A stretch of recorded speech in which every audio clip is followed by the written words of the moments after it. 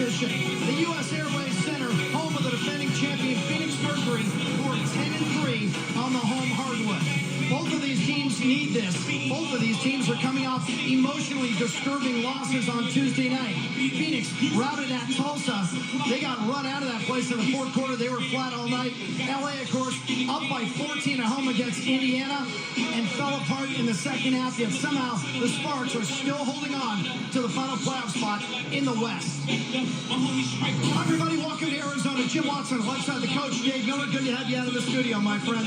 Candace Parker, you know this, has been playing well all season. But lately, she's a triple-double machine. The last 2 games, she's flirted with it. There's only been 6 of those in league history. Dave, isn't she a better player when she scores 30 a game? Doesn't that make LA a better team? Well, Jim, it makes her a better player because she's capable of dropping 30. When you look at her inside out, she can score either shoulder on the baseline. She's one of the toughest covers in the WNBA. Defensively, she uses her length and her instinct. She's proactive. She can push it and go. But what I love about her is her facilitating. She's moving it, she's sharing it, making others better. That's what makes this LA Sparks team extremely good. Great players make other players on the floor better.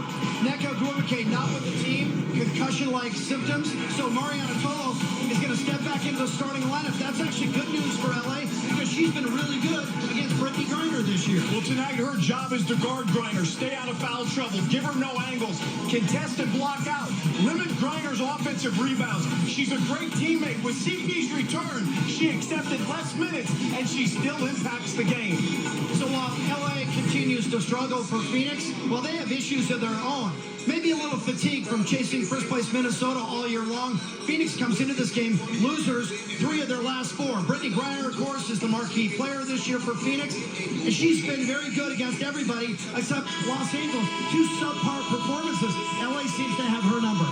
Well, they certainly know how to guard her. You've got to meet and greet her early. You've got to keep her out of the paint.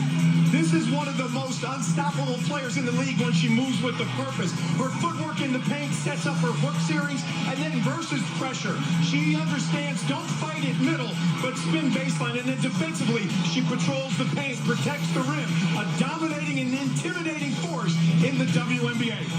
Well, surprisingly, Juana Bonner is actually Phoenix's top scorer, and she may be the bigger issue for LA's defense tonight. Well, known as a defensive stopper, it was her emergence offensively that made her a first-time All-Star.